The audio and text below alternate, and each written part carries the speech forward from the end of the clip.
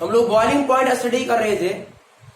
तो boiling point का definition आप लोग को बताए थे कि बॉइलिंग पॉइंट एक टेम्परेचर है जिस टेम्परेचर पे किसी भी लिक्विड का अपना वेपर प्रेशर, एटमॉस्फेरिक प्रेशर, वायुमंडलीय दाब जिसको कहते हैं, उसके बराबर हो जाएगा।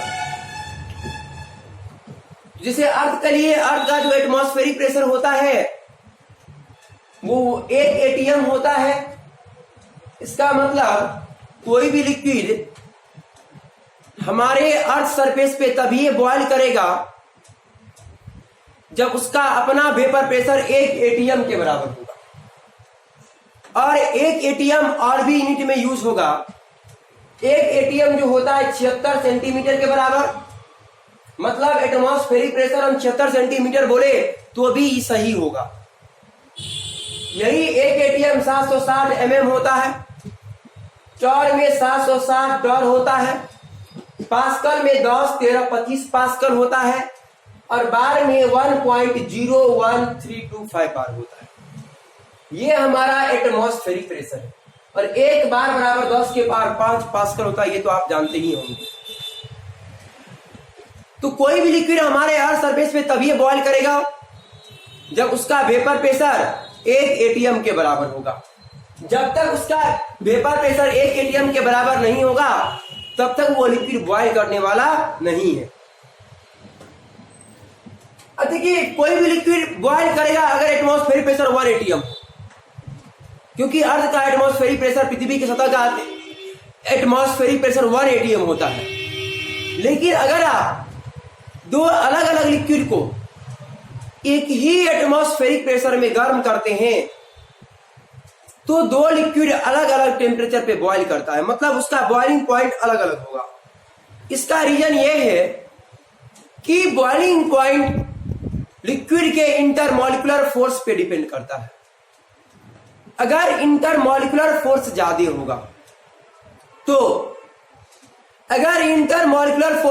होगा तो उस लिक्विड का वेपर कम बनेगा। वेपर कम बनेगा तो प्रेशर कम होगा, मतलब वेपर प्रेशर कम होगा।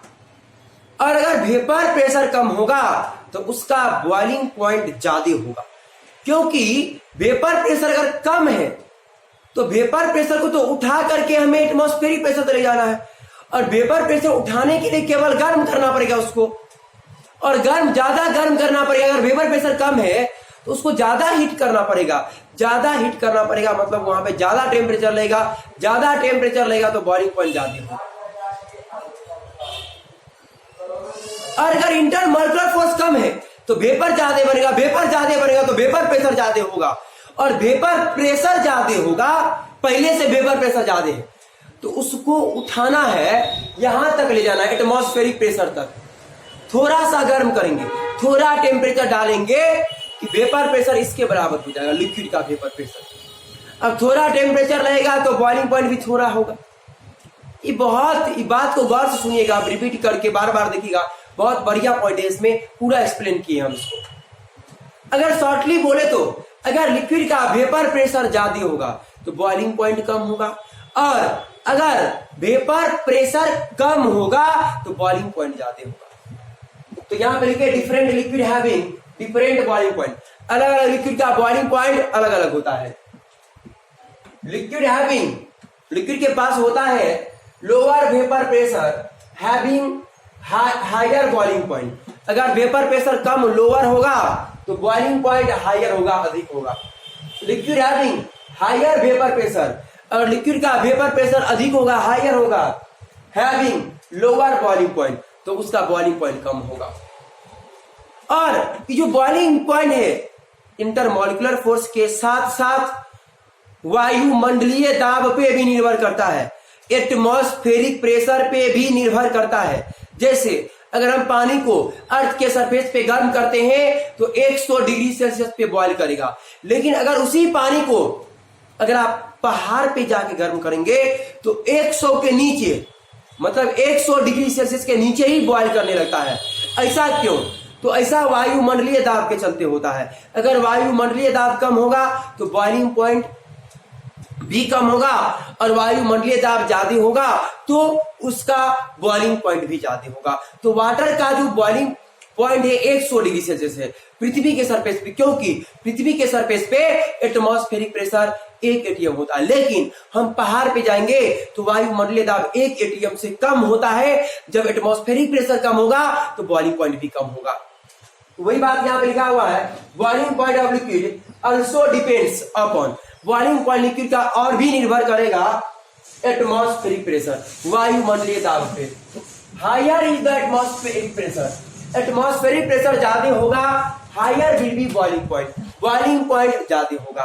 Lower will be atmospheric pressure कम होगा, lower will be boiling point भी कम होगा।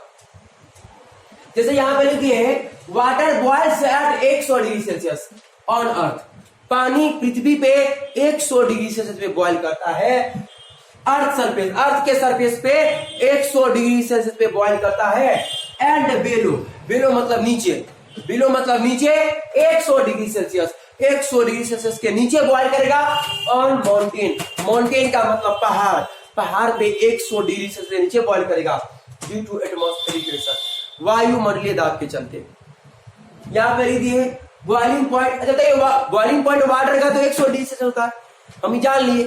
तो 100 डिग्री सेल्सियस अर्थ पे होता है, इसका मतलब क्या कि 100 डिग्री सेल्सियस पे वाटर का वेपर प्रेशर 1 एटीएम होगा। तो यदि किसी क्वेश्चन में अगर दे दे कि वाटर 100 डिग्री सेल्सियस पे है, इसका मतलब वाटर का वेपर प्रेशर 1 एटीएम होगा। तो boiling point of water on earth is 100 degree Celsius, it means इसका मतलब vapour pressure of water at 100 degree Celsius, water का जो वेपर प्रेशर होगा 100 डिग्री सेल्सियस पे वो 1 एटीएम के बराबर। 1 एटीएम 76 सेंटीमीटर, एमएम में 760 एमएम, टॉर में 760 टॉर, पास्कल में 10 13 25 पास्कल और बार में 1.01325 बार होता है। तो ये जो था बॉइलिंग पॉइंट का कॉन्सेप्ट था, बहुत काम का है। इसके आगे हम लोग नेक्स्ट लेक्चर में, नेक्स्ट वीडियो में एलिवेशन इन बॉइलिंग पॉइंट के बारे में जानेंगे। इस लेक्चर में इतना ही काफी है।